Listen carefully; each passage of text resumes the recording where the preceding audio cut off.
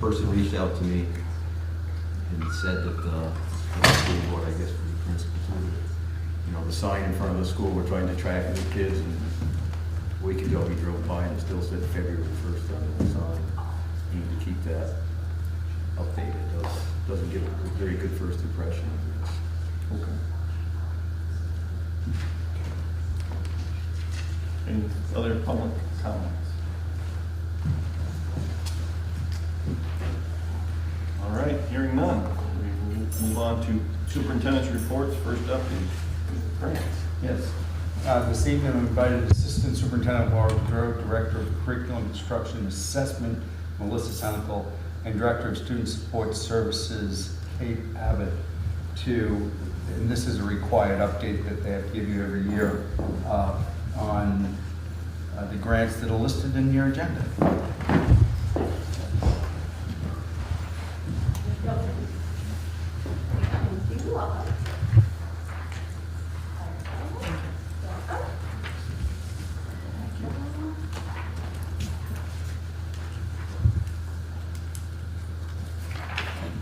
Anybody else? Anybody? Okay. So, thank you for having us. And annually we come to we provide an update. And I know this winter you also had some targeted questions to see if we could break things out a little bit more, so you could see specifically how this is linked to Arlington. And so, to start with, we have a grant team. We meet every Wednesday at 11:15 during grant season. Renee Gordon, Director of Finance, is also part of that team, and then we have a team also of administrative assistants from each one of our departments that sits together to meet. So just to give you a sense of what this looks like. And then my example for right now is it's grant season.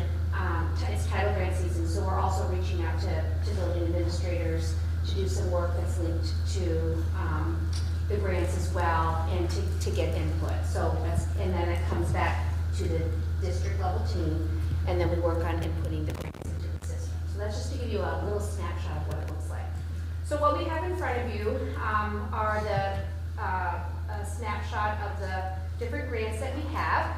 ESSER grant funding, as a reminder, is through the Elementary and Secondary School Emergency Relief Fund. It has been distributed in 3 allocations from 3 different acts.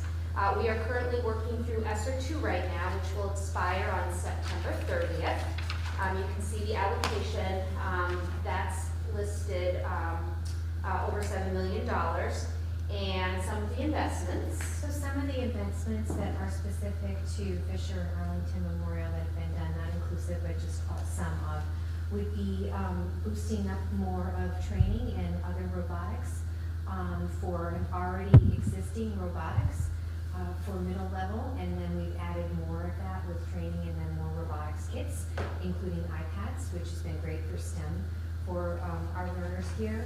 And in addition, the other one that I wanted to touch upon, I had and then didn't underline, I'm sorry, would be the primary resources that we've purchased and some summer things that we're doing, both for the bags that we'd be going home and also the summer program that we'd be doing. So those are just touching upon some of the ones that we have. And then if you keep moving forward, ESSER 3, again, a little over $17 million, and the investments basically continue to move forward. This pocket of money again expires on September 30th, and then the big change is So in addition to things that will continue from ESSER 2 into ESSER 3, but a big chunk of the money that you can see in italics that is added is in construction for ESSER 3. That's the big other for ESSER 3. So this particular grant, the meaningful consultation was completed. We had to have, as a reminder, a recovery plan, which we had many stakeholders participate in 2021. And so we continue to always take feedback, and we encourage people to ask questions. The next grant that we list again is the title grant, and the title grant is a grant that runs from July 1 to June 30th each year. So Title I is to improve the academic achievement of the disadvantaged. Title II is all around supporting effective instruction. And Title IV is that really interesting pocket of money linked to student support and academic achievement. And again, we have the SVSU allocation, which is listed over $4 million. And the other piece that we added this year, just to give districts some added information, is all of our schools in our district are school-wide schools. So that means that they've met the threshold for that designation. 40% low income is the threshold, and then we've listed for both Fisher and Arlington on the chart below. And that number the state provides for us, and so it's super important every year that families are filling out their income form, because that's how we generate a great deal of our grant money. So if anybody's listening to this meeting, please fill out these forms every year, because that's super important for this work. And then again, we broke out the school-wide investments in the grant system that are listed there. Most of the weight for Title I goes towards staffing or interventionists. That's typically where Title Grant goes, is towards, we want to hire human beings to support the students that we're serving. And then below we've listed some of the other SVSU investments, which then can be shared by all the schools in the district. An example would be tutoring services. We partner with the Bennington Tutorial Center for math and ELA, and so that's something that all schools can access. An interesting SVSU art, you'll see there, in SVSU music. The art teachers had an idea, and it keeps recycling every year and improved by the grant, to hold parent engagement activities for families and linked to their standards. And so they receive money, the art teachers receive money to plan these events and then to also purchase the materials to support them, which is really cool. So that's as an example of Title IV. And the music teachers are on that same track. And the music teachers are looking to also create an experience to share with families, and also at the same time upgrade their instruments. Instruments are very expensive. So this is another opportunity for us to use grant money to support that work. All right, so your next page talks about the IDEA-V grant. This is the Individuals with Disabilities Education Act Basic Grant.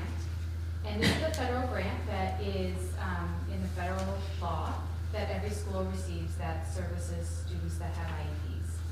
So the total allocation for the SVSU is $1,443,000, and it goes July 1 to June 30th. And some of the investments that are specific to Arlington and Fisher are a speech-language pathologist, a point for director of special education, associate director, part of your school psychologist, paraprofessionals for individuals that need assistance with personal care, learning ally software, which is a reading technology, professional learning for your educators, and extended year services, which you guys run in July, early August. And then the other area that the Student Services Department kind of facilitates is the Medicaid. So Medicaid revenues come from Medicaid eligible services that we deliver for children that have an IEP. And all of your Medicaid revenue that comes back into your district has to be used to prevent disabilities.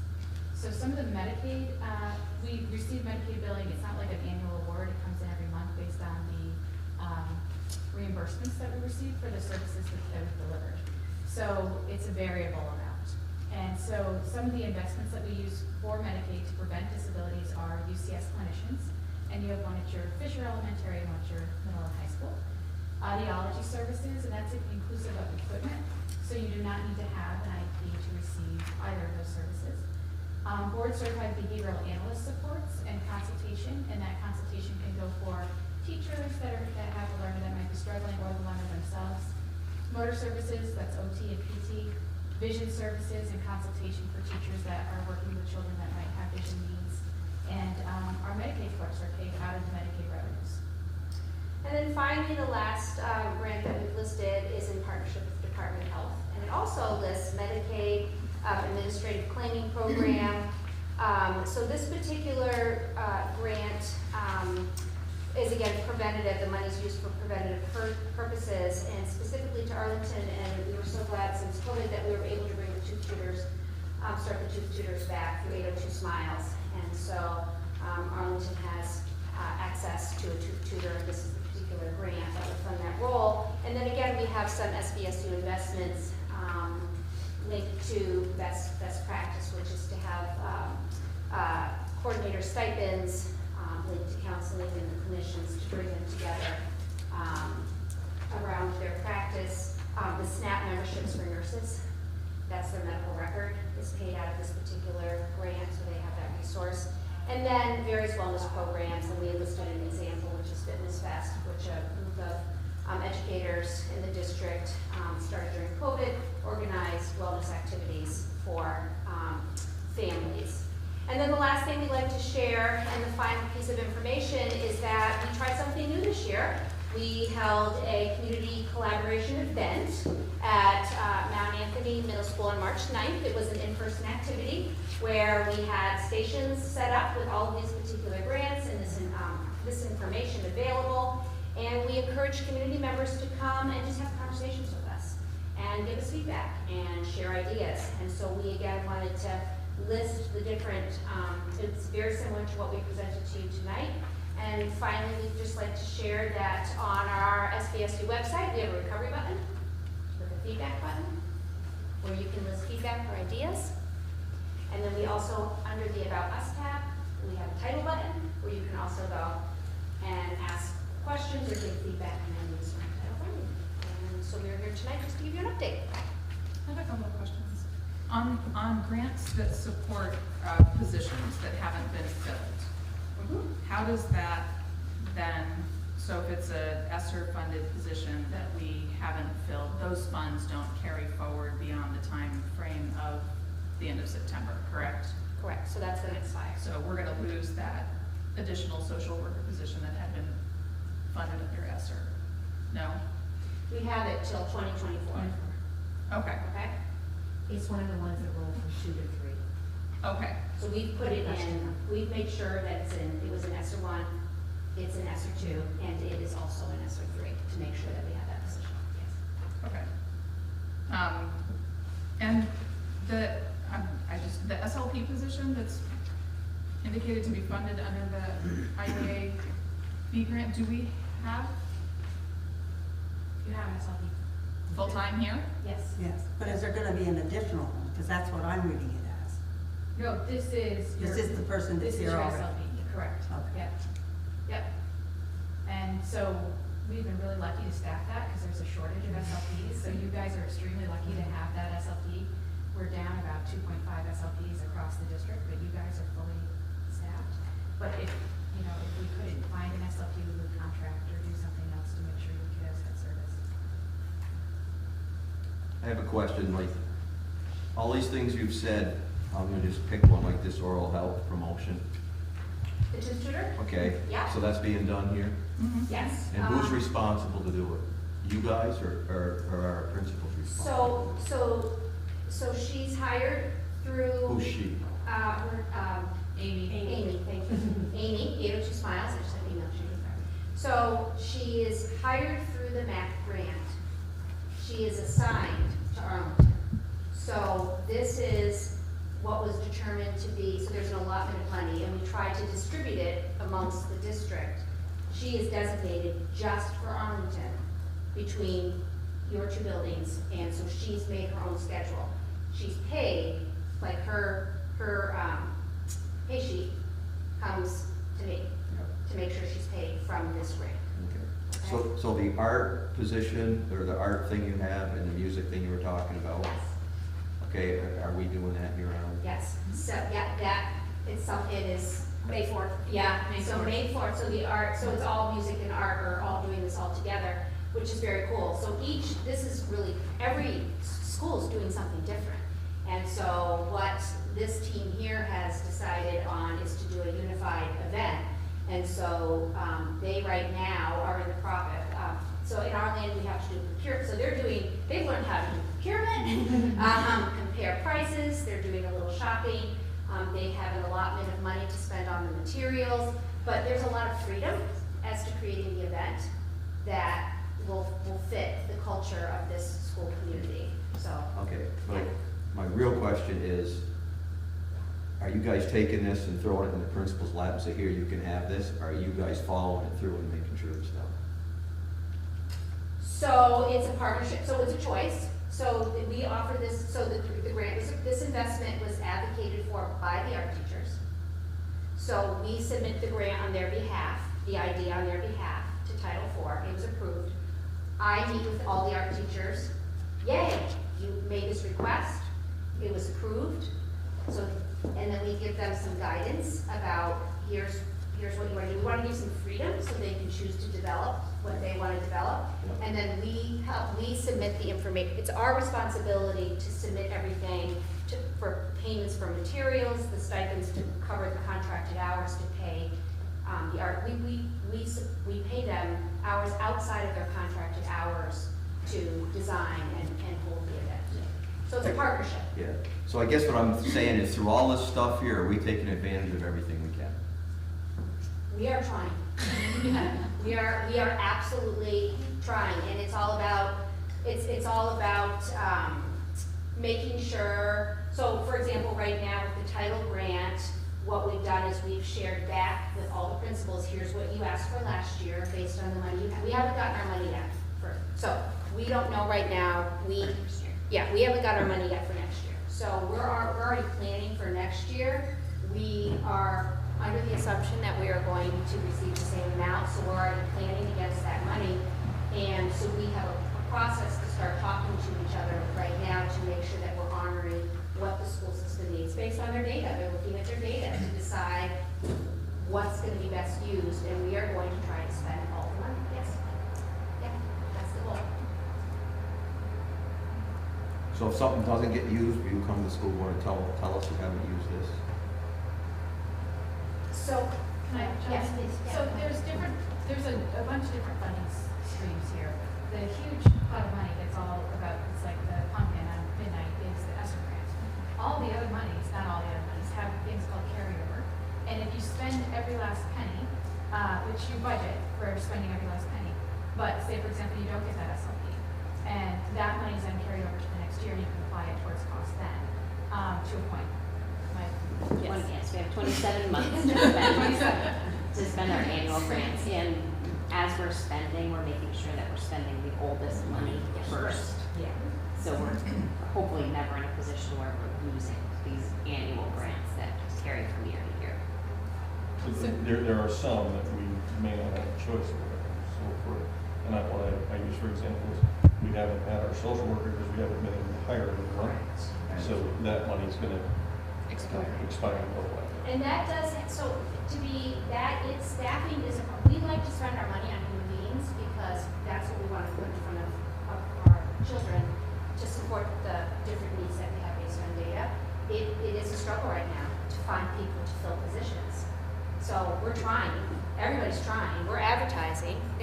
We are going to we are going everywhere looking for people to take these positions. So sometimes that's the barrier, is we just can't find human being to fill the role, because we're all the districts right now. Everybody's looking for human beings right now. And whenever Laura needs people to help her spend money, she calls me. And then we find creative ways to spend money.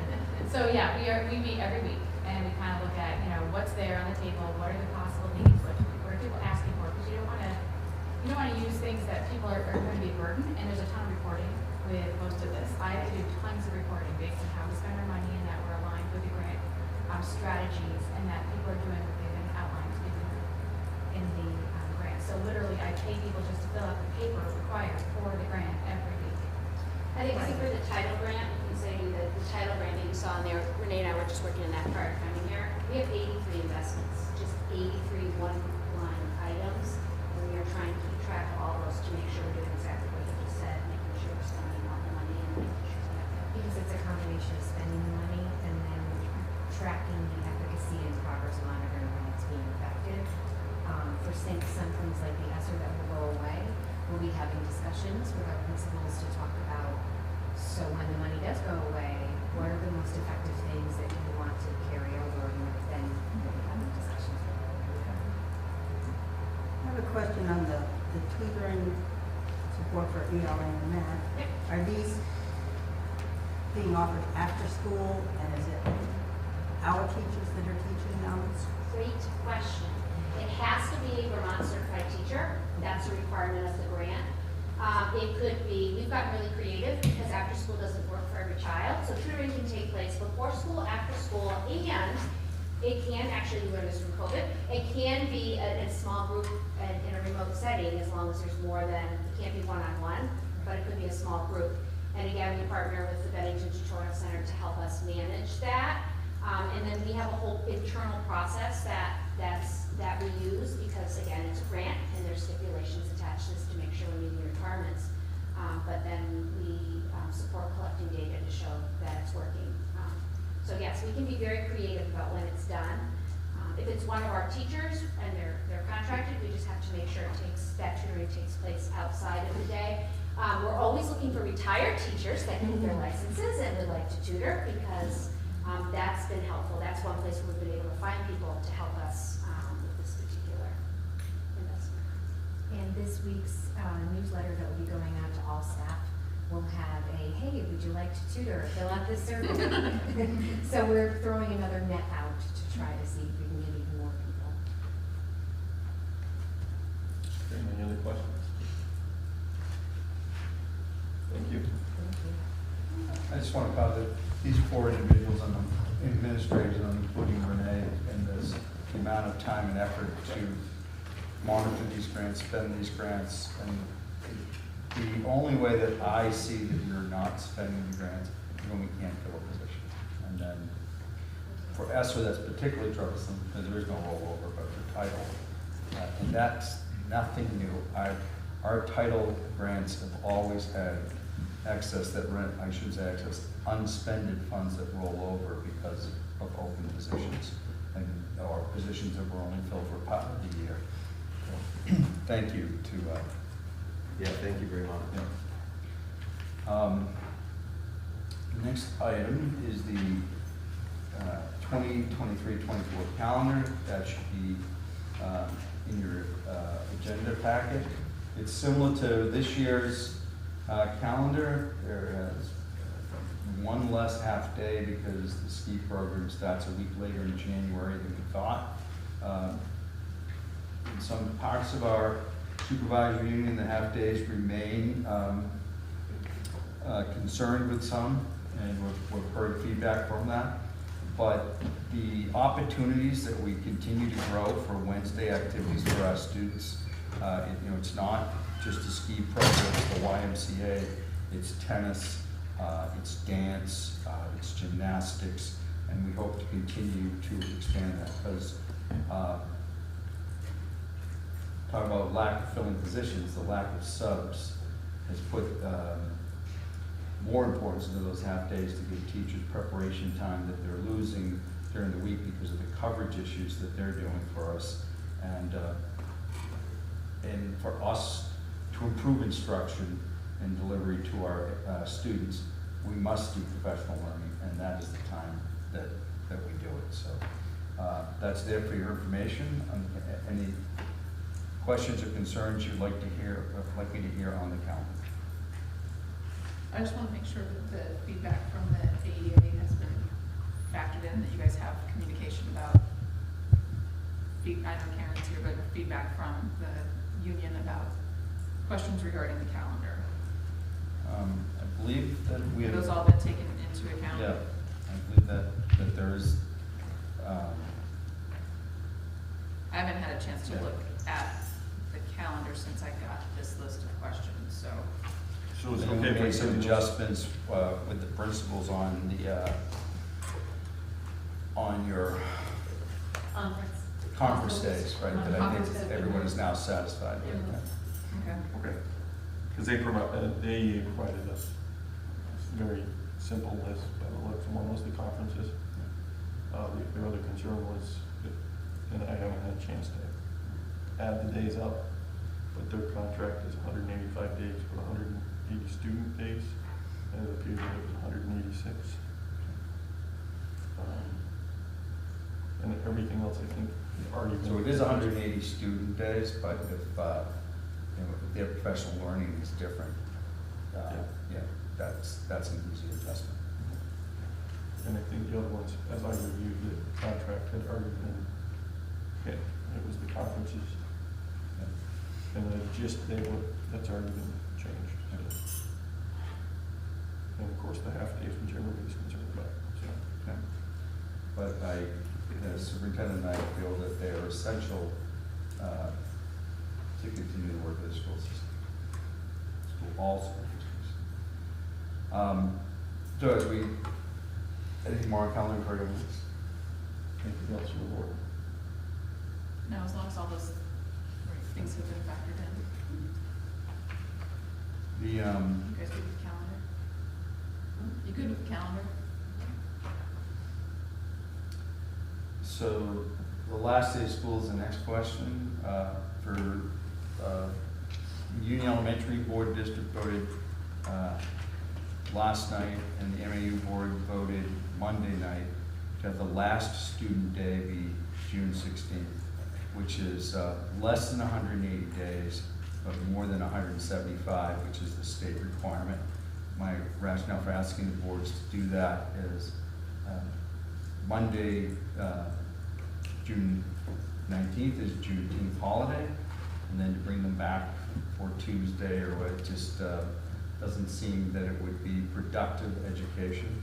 I'm asking to end the last student day the 16th of June. The holiday is the 19th. The SVSU will be doing professional learning days on Tuesday and Wednesday, the 20th and 21st, but I don't know, and I'd have to defer to your principals if your staff, when your staff would meet there, 185. Paras would be done on the last day of school, it was the 16th. They'll end with students. They'll have fulfilled their 182 contract, and then teachers would go Tuesday and Wednesday. Okay. The following week, Tuesday. Right, following week Tuesday. So the same as with the SU, with the other, with Union Elementary and MAU. So, And graduation is the 10th, correct? Correct. Okay. so because it's less than the 180, I'm asking the board to take a vote to allow the last student day to be the 16th of June. We'd still be 180 though, right? It'll be 179. 179. Take the one off. And for the, some of the Union Elementary, this because some had a no power day, no different school, and we had more snow days than you had here, so it's a fluctuating number, but everyone will do more than 175. But less, 1 day less, 2 day less, 3 day less. Or 1 day. As long as we met the requirements and we're not violating the teacher's contract. Personally, I'm okay, anything for the board. Is there a motion to approve the last day of school, June 16th for students, and the last day for teachers, June 21st? So moved. Second. Motion's been made and seconded. Any further discussion? All those in favor? Aye. Anyone opposed? Marcia? Thank you.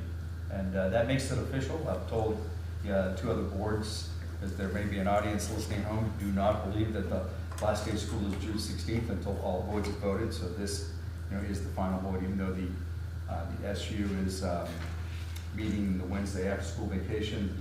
They're represented on all the other boards, so a vote will not be necessary. So it's official. The last student day is June 16th, unless we have some.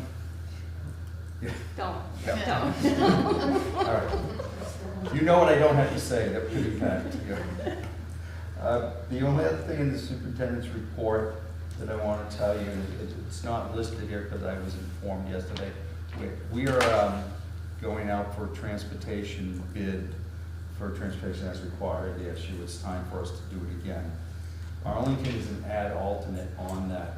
It does not have to be, but because we're out for bid. And I don't know if Renee's, since you're here, do anything else that you want to speak to on that I? No, I think it was just, the opportunity was there just for us to have a cost comparison, Yeah. just, And when is that See. bid due? I'm not sure when it hit the street, so there, Yeah. as we kind of continue to tweak it, things kind of got pushed out, Would so. we know by the next board meeting? And this is informational purposes, but I just don't want you to, if you see the bid out there, to be surprised that, there's an alternative for Arlington, and that's not our intent to do that, but it's just there. I don't know, I Yeah. can check with Okay. you.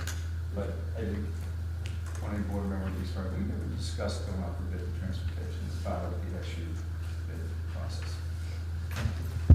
One of the things, if we can wait until after a decision is made on that, one of the things that I had asked for a while ago from our transportation folks is going up to bid for a new bus, because we had saved money for that, and I think that we're now at the point where it's needed because our buses are We breaking tried, down. yeah, we tried to do, to access the grant to do electric, and Yep. we didn't get it. Yeah. We were hopeful, so now we're kind of back to square one again, so yeah, we can definitely start that process. Great, thank you. And I don't know, if you mentioned before too that you're considering a new van, is that still something that you feel that you need to do? I don't think we can fit it into the budget, and I don't think we That have would be enough good. in Survive our the budget. sinking fund yet. Yeah. We cut that, I don't think there's enough in the sinking fund to get both a van and a bus. Without looking at it, but I don't, just off the top of my head, I don't think we do. Jim, I just had a couple of follow-up questions from the report last time. I appreciated very much your invitation, I guess, that you would be meeting with each and talking to each of the board members. I don't know if that. No, it has not happened yet. Okay. And you had mentioned ESSER money that could be available for technology installation for remote. Has Yeah. that conversation taken place? Yeah? Yeah. I'm Is that working gonna with- work? Yeah, Yes. I'm working with Renee. Great. And Ben Leslie to look at spaces and Yeah. think about what might be the best space. For And we- remote access meetings. Great, wonderful. Thank you. Anything else for the superintendent? No, but those meetings will be, haven't. Oh, yeah, no. It's, I'm trying to be better about putting things on like an action follow-up, because Yeah. from meeting to meeting, I forget. Pre-COVID, it was an automatic thing every time for the new board member to do one-on-one meeting with them, which helps us understand, communicate with each other in ways that we don't at a board meeting. Yep. And it's, just hasn't gone back into a regular habit yet, but the intent is there and it will happen. Okay. Okay, anything else, superintendent? Yeah, I'm good. Any questions for the superintendent? Okay, next we have reports of the principal, and I understand we have a presentation tonight. Yeah.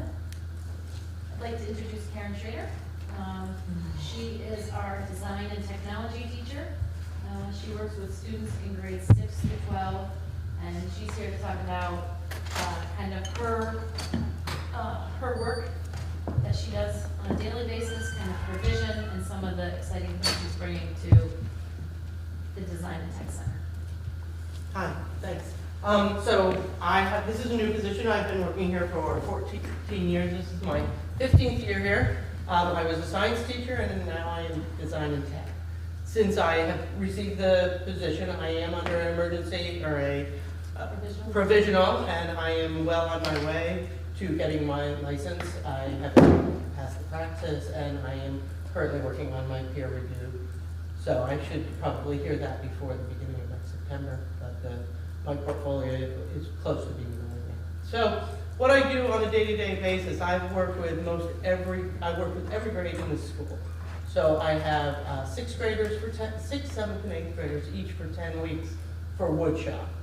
In the woodshop, they increase in difficulty little projects. They all learn how to use hand tools, drills, sanders, saws. They learn the basic of joinery by hand. They do a lot of wood art. One grade is making clocks, other grades are making lamps. Most of them are making boxes, because boxes are a great thing to have. I love boxes. Then for the 7th and 8th, I also teach them another 10 weeks of robotics. One group was my old Mindstorm robotics, and they are much more advanced. They are harder to run, they are harder to program, and the 8th graders are doing a great job. But they really enjoy the freedom to build what they have projects, they have goals, we have mazes, we have garages, they have to move things. Then at the end of the year, there's a big map, or at the end of their 10 weeks, there's a big map, and they have challenges across the map that they have to follow a line to get to a place. They have to pick up something and deliver it to another place. The 7th graders have the brand new Spike Prime, which are a much more intuitive, very easy drag and drop programming. But those will also, they swear, have Python programming in the next 2 years. So those I'm hoping to move up into the high school once Spike Prime comes out with this Python programming, because Python is a very useful language for everybody to know. So my robotics, today were making launchers. They had to launch something and knock over cups 7 feet away, and they got one started. So it's a very hands-on, very straightforward. I give them an idea of what they have to do, and then they have to build it. We talk about the sensors and how to build it, but then they're free to do it on their own. From then, I have the rest of my classes are high school. I teach engineering design, which is a new class this year. I had something similar in the science, but now that we are into the shop room, everything is hands-on. So I started at the beginning of the year with structural engineering, and we build cantilevers. And then we moved into vehicular or mechanical engineering, and they built solar cars, mousetrap racers, and then we moved into a challenge that the Habitat for Humanity had, and they each had to design a model home concentrating on efficiency, and both in water and energy. So we submitted videos of all of their designs, did not win, but some of them really enjoyed building a diagram of a house and learning about water. It's hard to teach about water efficiency in the Northeast when we rarely have a drought. So from there, we are now working on Arduinos, and Arduinos are small computers that we have sensors, and we have, they each code from a library. They, once again, are using the Chromebooks. Every one of my robotics classes and my STEM engineering are using their own Chromebooks, which helps them because everything I use for this is open source. Quite a few kids have access to an Arduino, costs maybe $30, and they can build robots and activities at home. I have one girl who's making a dress with lights in the hem for a dance. I have another person who's building a jack-in-the-box. They will knock on the box, and that noise will activate a servo. The servo will open, and the jack will come out. I have another girl who's building a maze run off of a joystick. So lots of projects. Once again, the same idea of teaching them, and then they have to come up with their own project from there. In the future, we still have a soldering unit, and we have to complete the circuits unit. So they're close to being done. High school wood shop. I have some pictures because a man by the name of Reggie Shorn was an amazing benefactor to us. He gave me so much wood, and beautiful wood. So we are able to use this beautiful rough cut wood. The kids are able to use the planer and joiner to make it look absolutely gorgeous. My high schoolers, by this time, they are now in their second semester of it. So they have learned how to use the miter saw, the table saw, the planer, the joiner, the drill, the sanders, most everything except for the bandsaw, and with the table saw, I work with them. So they have taken a test on it. They have told me they showed me their skill level, and so now they use it. Most of the time, I've asked them to have a spotter, just so everybody's aware. We all have gone through, you don't interrupt somebody while I'd rather have a bad cut than anything else. So it's going great. We have some really wonderful, wonderful projects that are coming out of it. At the beginning of the year, they had set projects. We all built Japanese toolboxes, we all built stools, we all built a small cabinet, and now they're working on their own projects. One group is building a pamphlet and a pamphlet rack for the town hall. So they've asked us for that. At the beginning of the year, they also made me a lot of wood storage because I needed it in my room. So next year, I see the same thing happening. I did apply for a grant. It doesn't look like it's going to give me money to buy a laser cutter, but that is something that I'm looking for.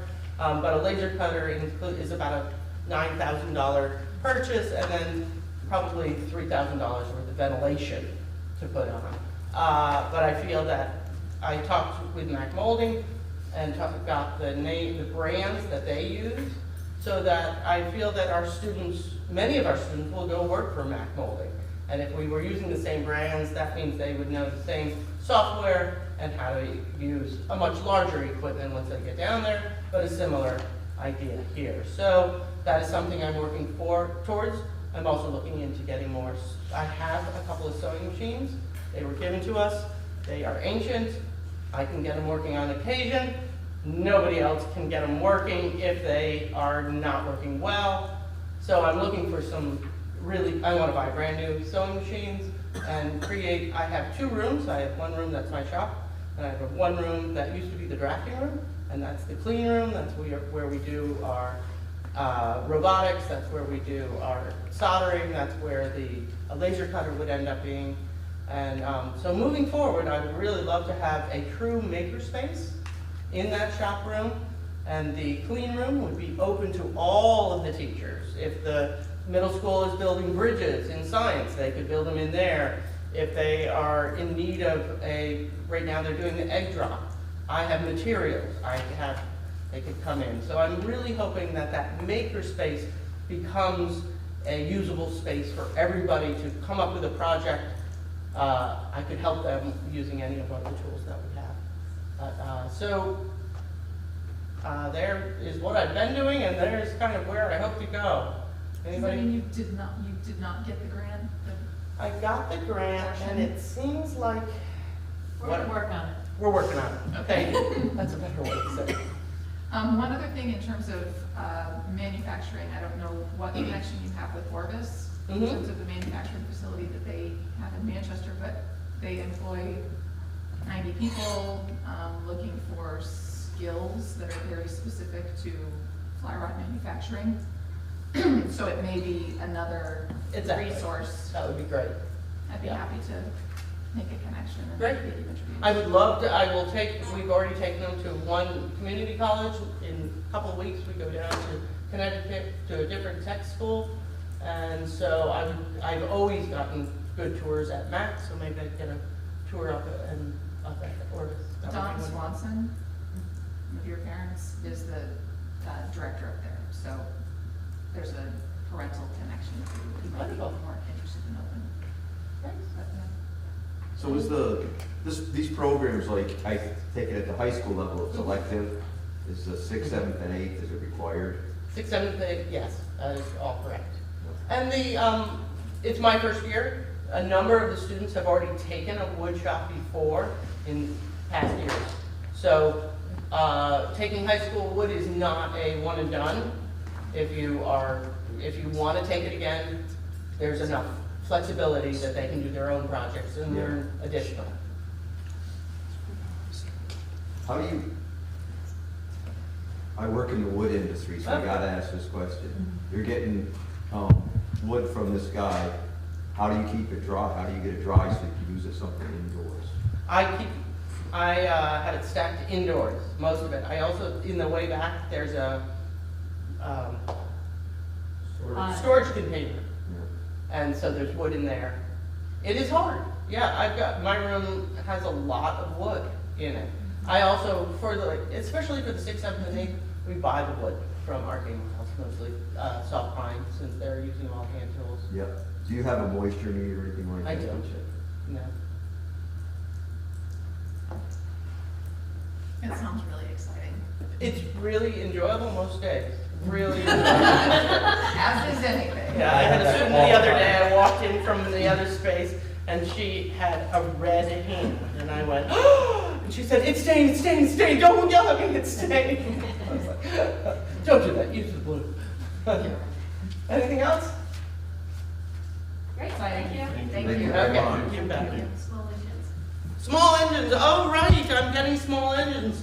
I got a call from the high school, and they said, we have all these small engines, what are we gonna do with them? And I said, send me 10 or 11, and I'll learn how to take apart small engines and put them back together. I believe they lived at the middle school for many years, and Mr. Skopowitz ran the program, so I'm not sure. I heard rumor that they were old augers, and so and hopefully there's a manual tells you how to break them down and put them back together. So maybe that's a summer project for me.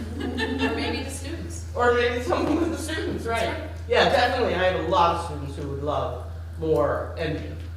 Yeah, Thank you, Karen. you bet. We're very lucky to have that resource for the school. Is there anything else from our principals? Thank you.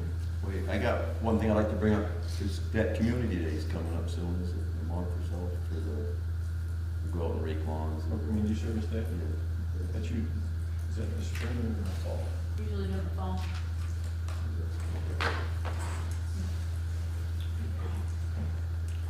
Next on our agenda is the consent agenda, and we have all seen that. However, I just received a request to add a non-form for Tina Chandler, and that is for a custodial position at Fisher.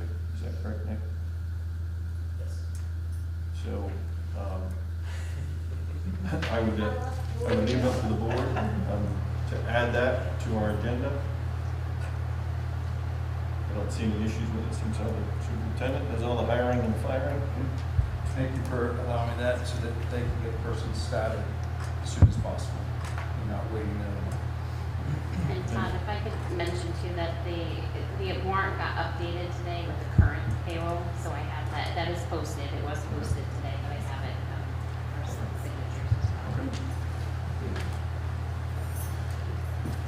well. So, motion to approve the consent agenda with the addition of one non-form for Tina Chandler.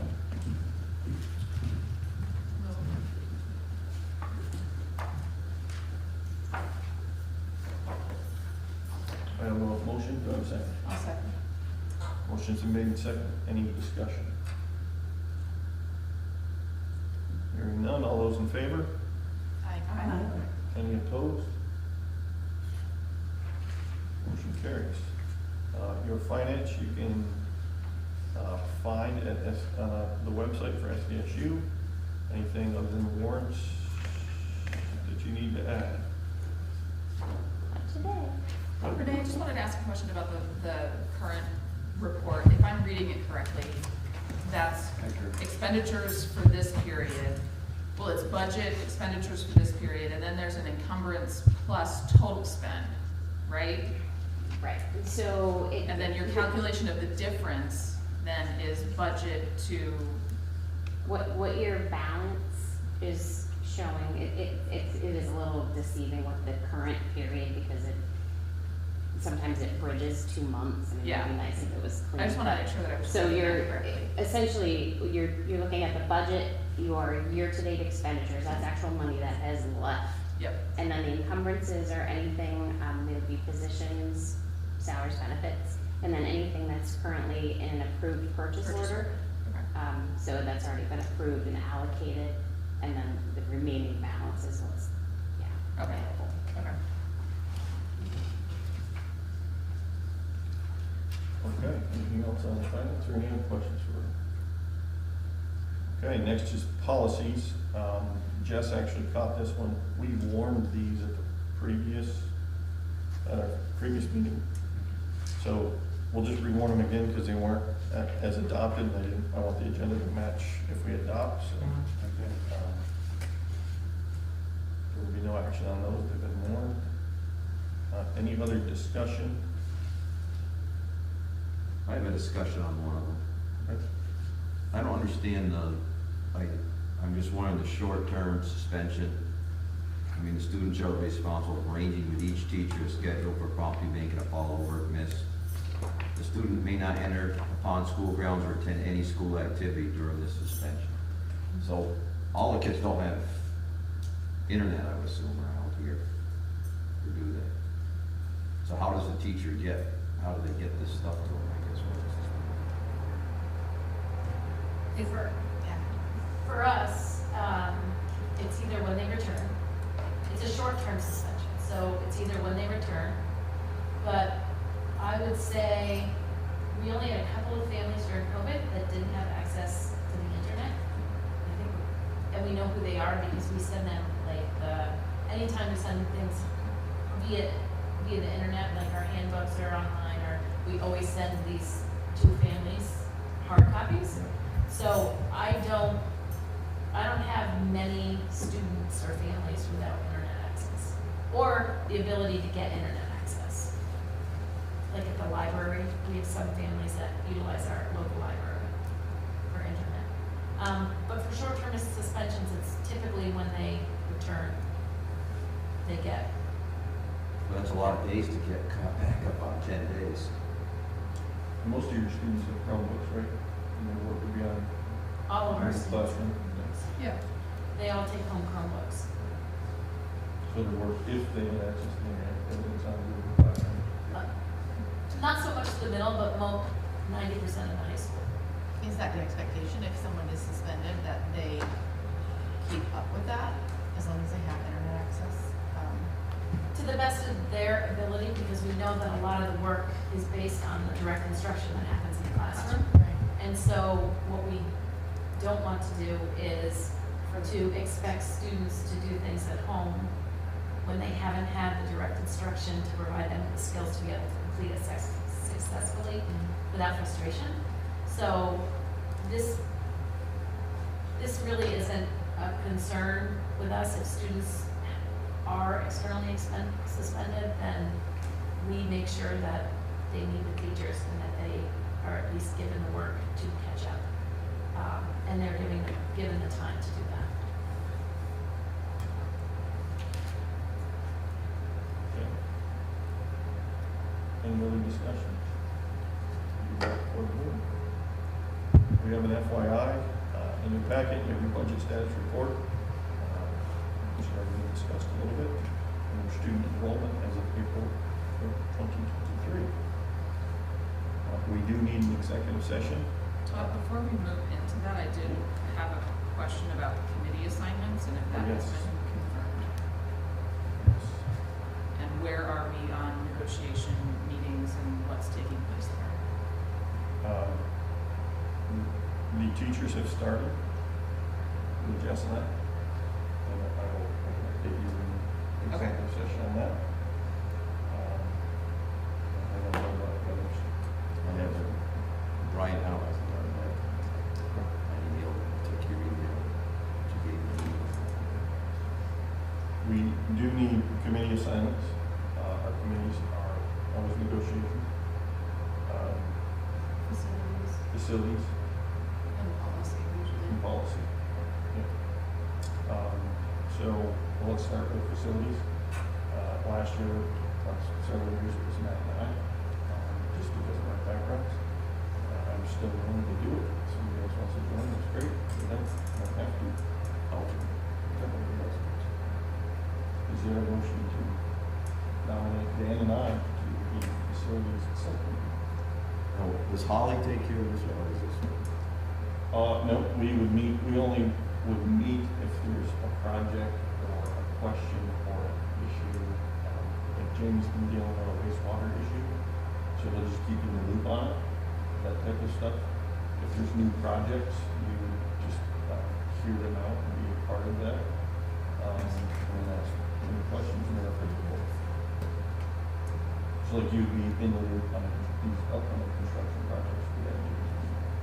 Don't really meet, you just hear in the loop on that stuff. Do you do like walk around through the school and things like that? Yep, that's a lot.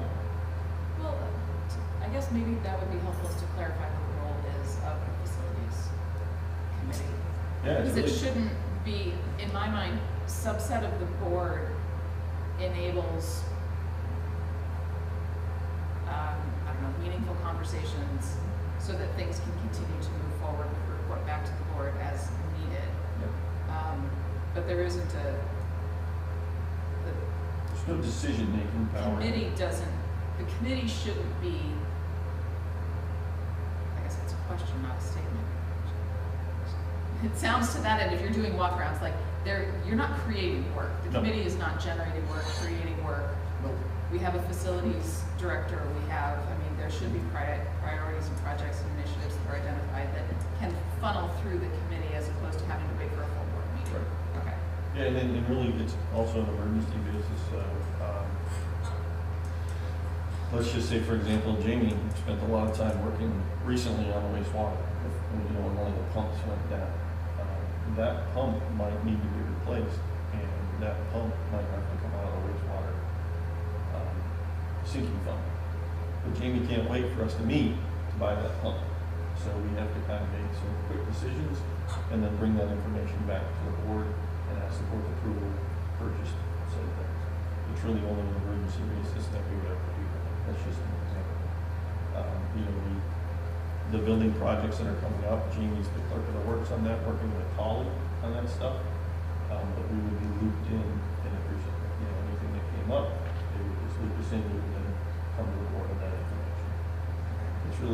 It's not a tremendous heavy lift.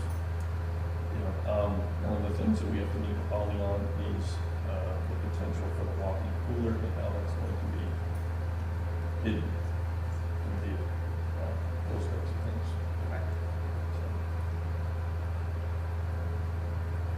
Again, though, everybody should know about that. Yeah, and it's our job to bring it back to the board. Instead of having the whole board meet, one meeting, go down and look at it, we will bring that information back to the board. For approval. Make a motion that Todd and Dan be on the facilities committee. Any further discussion?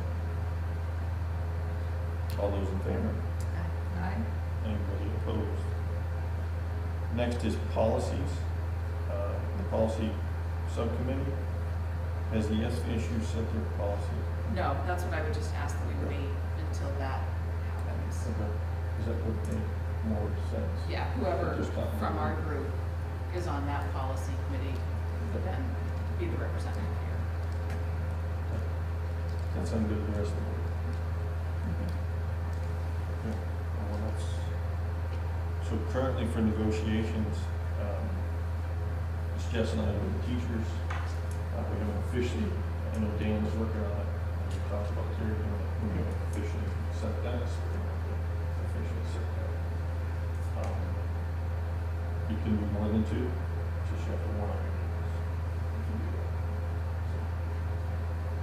On the negotiations process, though, the superintendent and the director of HR are involved in all of these meetings, correct? They're not involved in our meetings. I do email when we have questions. They're involved with other schools. And is there a reason why? We felt it was just easier for us to meet with the AEA, and if there was questions that we had major concerns on, which I have, we've been able to get answers from this issue. Okay. Trying to coordinate everybody for that, I think would just be good.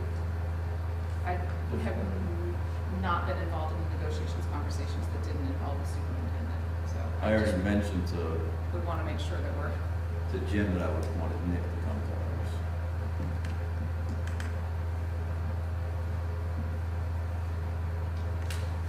Okay. Was Bill ever involved? yeah. Be available. Bill was, I have done it without superintendents in the past.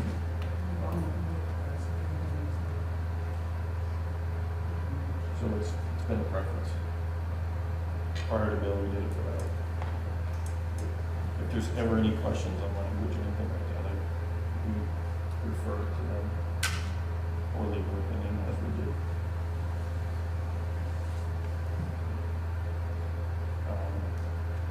Is there a motion for the support staff negotiation committee?